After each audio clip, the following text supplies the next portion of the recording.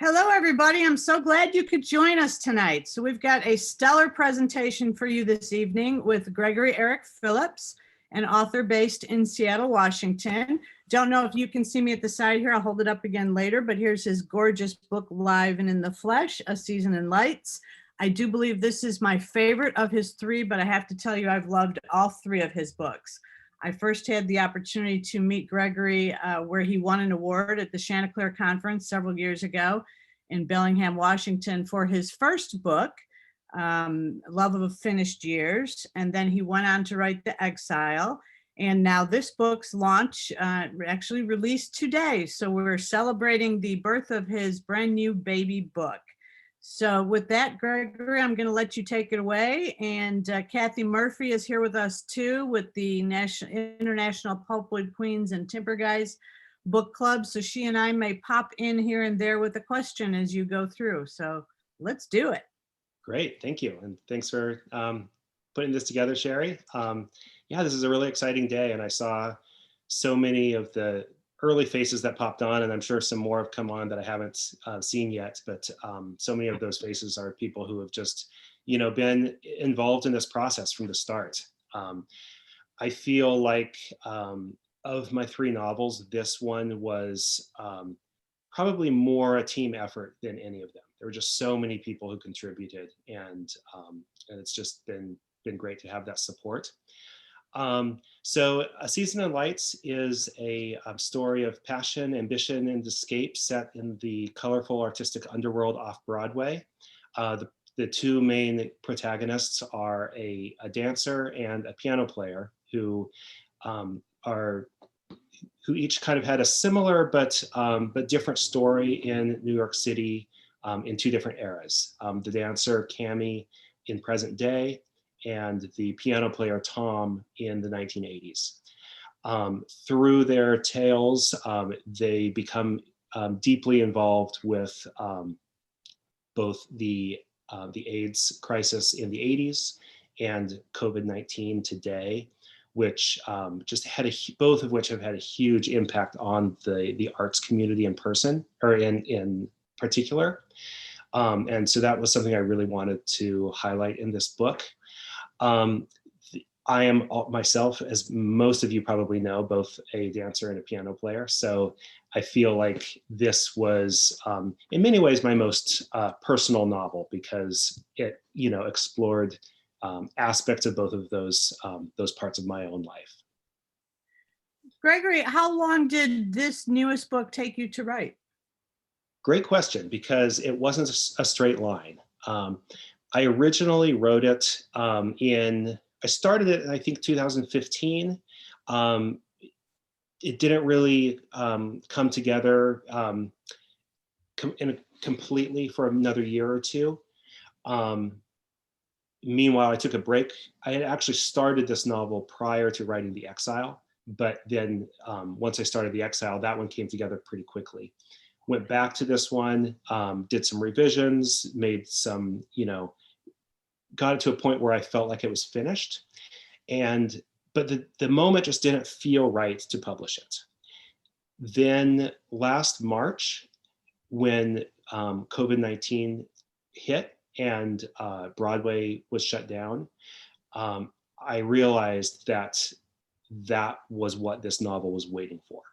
And so I wrote a new ending to it that dealt with that time and its impact on the arts community in New York City. And I felt like that just really then the novel felt like something that I needed to put out into the world. It felt like the moment was right. And it was very interesting that I was writing the parts of the novel that were exactly at the time that they were happening. So looking back on those last few chapters now, it feels very different than any of my other projects because I had no idea how all of this would play out when I wrote those final chapters. And because of that, I've kind of edited them very lightly since then because I feel that like that authenticity of that time period needed to be preserved. Very good. That that you're going to see a lot more, obviously. Pandemic stories come out. I can't even tell you how many books came out having to do with Katrina after that natural disaster. And so I think that people are going to be looking for something that inspires.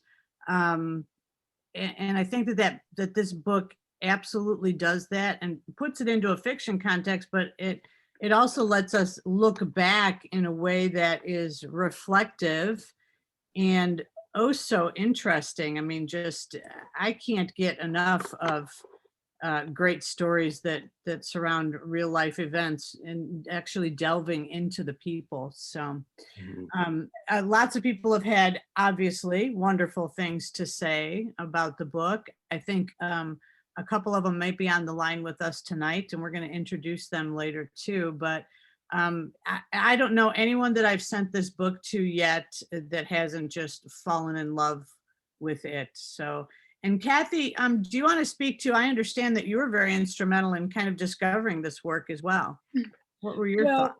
Well, the wonderful thing about Gregory's books is he's got his own unique voice, but this book in particular, I mean, I can see the trajectory of how you're developing your writing style, but this book that it's more personal, I think is going to strike a chord. And what I think is even more important is that this is probably the first book that's coming out that's going to be talking about the COVID pandemic and the arts. And I'm such a big supporter of the arts and Broadway and theater and, you know, museums and art and everything. I think this will be the perfect book club discussion book because we're all dealing with this. And I think artists of all genres have really, you know, look at the film industry, the music industry, everything has been touched by this. And I think the long-term, what is going to happen is still to be revealed. But what made you decide that you had to, you know, I know the AIDS thing was very important, but what made you decide to add the COVID? Well, I have a lot of, you know, being a dancer and a musician, I know a lot of people whose lives were very affected by this. And just, you know, I think that, you know, obviously you know, when this all started back in March of last year, it was such a big thing on all of our minds, and none of us really knew quite what to think of it. I mean, there were, you know, the initial decisions that were made, there were no good answers, and there was a lack of a lot of knowledge and understanding. And that's where I think the novel as an art form can really be valuable, because when you write a novel that touches on a crisis or an event or an issue that maybe there's division on, you don't have to have the answers. You have to, what you do is you show the characters working through this. And so that's what I really wanted to do, is show, especially Cammie, who's the main point of view character, show her struggle as she's faced with the reality of what COVID was going to do to her career, but more for her, it was about a specific event. And if you've read the book, you know what I'm talking about. And the conflicts that she faced with that, between wanting what she wanted and wanting to do the right thing and not knowing what the right thing was. And we were all there back in March and April of last year. And so it felt just very organic, and it felt like it needed to be like, this was the novel that was already mostly written, and just an opportunity to, you know, to do that. Great. Have you spoken to any of your friends in the arts recently? Like, how are things changing? When are things going to change? I know I haven't gotten word yet on when I can reschedule my Broadway trips. So yeah, you know, it's very mixed. I know there is talk of bringing back shows later this year. So I've talked to, you know, a friend who's been approached for a show later this year. Hopefully everything will work. There's still a lot of uncertainty though. And a lot of that is around the fact that things have to be planned so far in advance, and we still don't know how the rest of this year is going to play out. So there's still a huge amount of uncertainty surrounding the performing arts, but some things are definitely beginning to come back. So as a dancer and a piano player yourself, how have you been able to sort of, stay in tune, stay in shape through all of this? Well, piano, I play at home a lot, and dancing is the hard part. It's, I used to go out social dancing a couple times a week, and many of the people on this call were part of that group of friends. And when that will come back, it's going to be different. It's probably going to be a changed community, and I know a lot of dancers probably won't continue. But I don't know. It's hard to answer that question because there's just still so much uncertainty. Right. It's true. Have you written book club discussion questions for this book? You have? Okay. Yes, I have, and they're on my website. They're on the Okay, I website, share that yeah. with all the international pulpit queens and timber guys, because they love the book club discussion questions, and we love them when they come from the authors. Yeah. The author wrote them. They are on the website. I did post a link to his website in the chat, as well as to each of Gregory's books. So let's move on. Just talk a little bit about your first two books, Gregory, starting with Sure. Love Finished Years, which is when I first fell in love with your work. Thank you. It's interesting that the novel, each of the three novels are so different, and yet I feel stylistically they're very similar, and they deal with similar just similar human concerns and human experiences that I think people, my readers all seem to really relate to. So even though the actual subject matter of all three are very different, I feel there's a real through line, and I'm just kind of, it was funny, Nola Nash, I'm not sure if you're on here, Nola, but she said a few weeks ago, she was trying to say what genre my books were, and she couldn't think of anything. And she finally said, you just kind of have your own genre. And, I kind of liked that. Yeah, I'd say you're kind of in the women's fiction space, but Love of Finished Years was just a brilliant piece of historical fiction. Thank you. I mean, I learned so much. I mean, I didn't know, at my age, or even from my folks, that the anti-German sentiment in this country at the time, and that was fascinating. Yeah.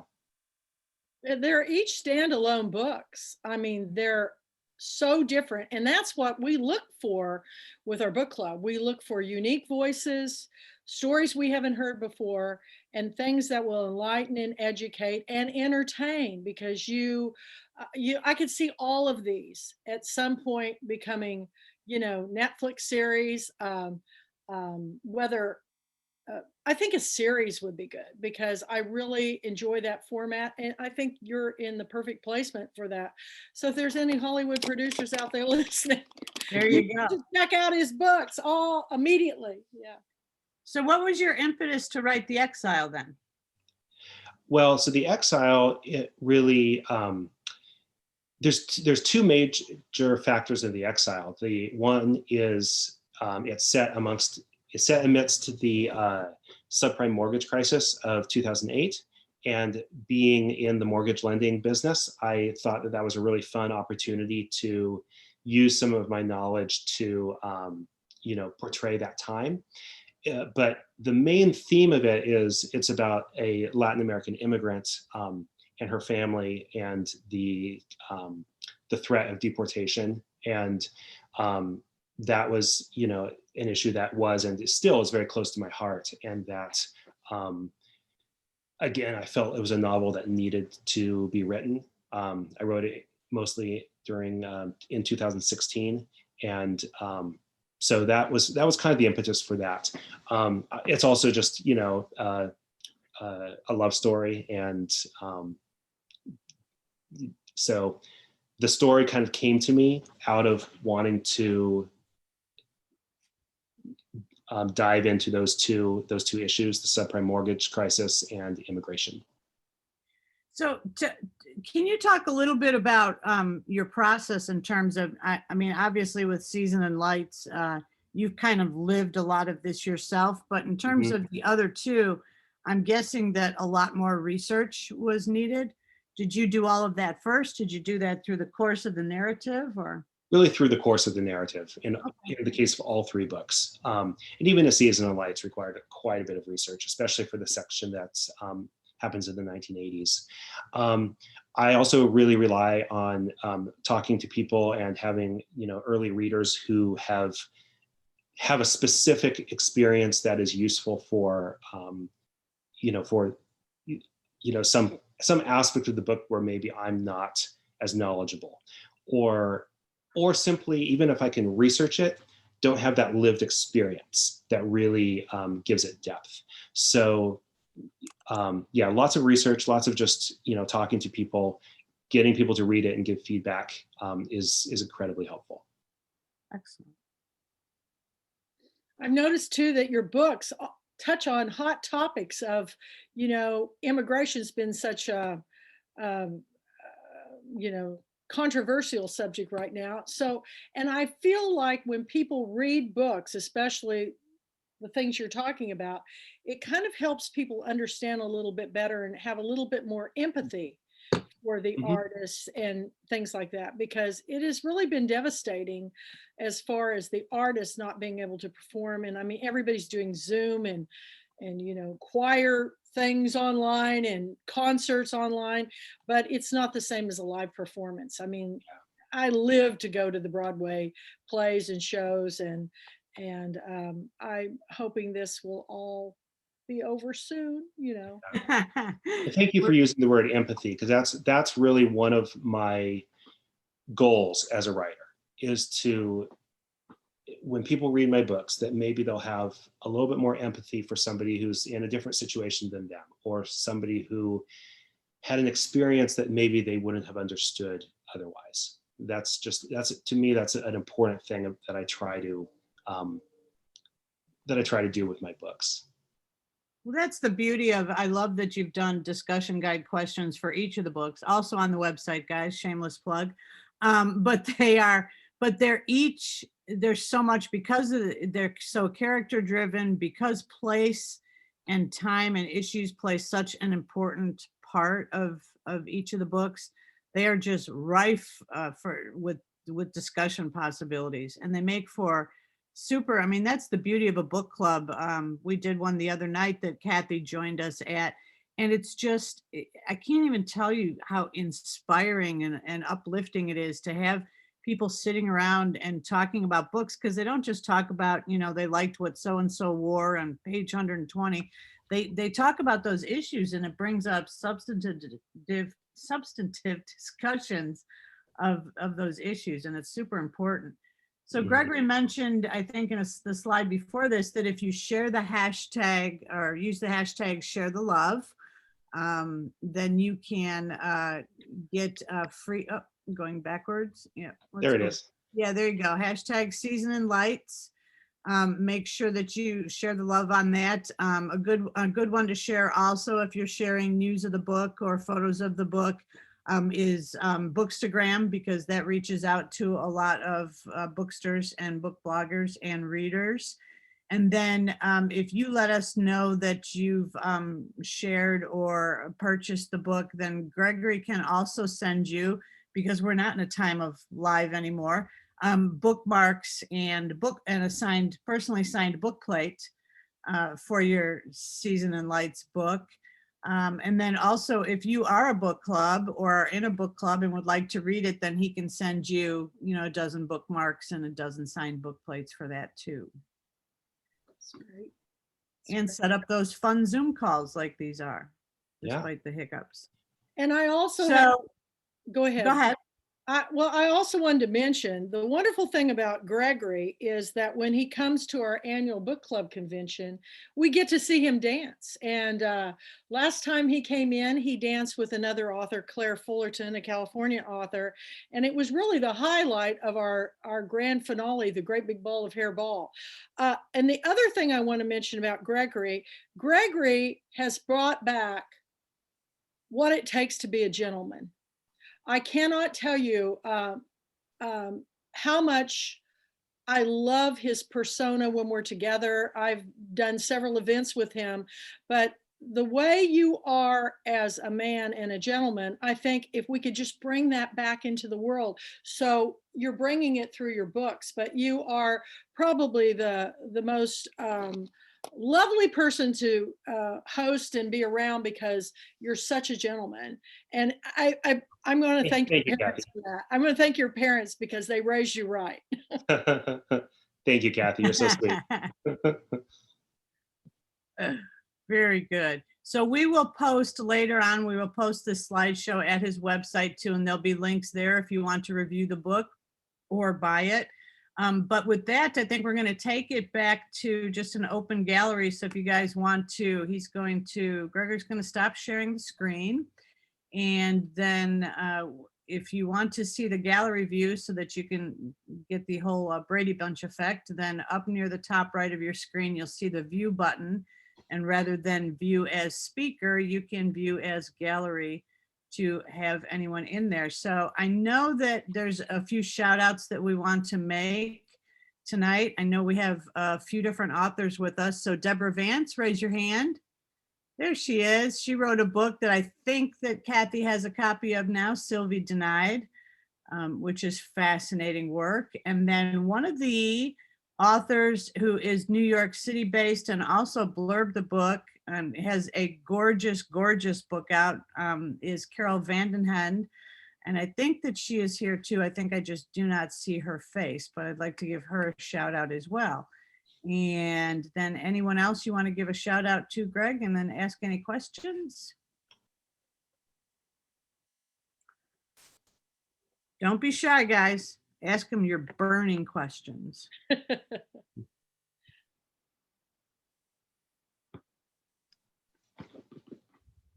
Why don't we just let everybody introduce who they are? Because there's a lot of new faces for me. Well, and you know what I love about, I kind of hate Zoom generally, but I love that because we're doing it this way, there's an opportunity for, there's people from all over the country here, I see Texas, Charleston, Atlanta, I think, New York, and many of my friends here in Washington State. So, and we wouldn't have been able to do that if it weren't for the pandemic. It would have been just a much smaller situation. So in a way, I'm kind of grateful for that, that opportunity. And please I'm going to stop recording now too, so that, yeah, perfect. I'll stop recording now too, so that people, if they're shy, you don't have to worry about being on screen for this part. So.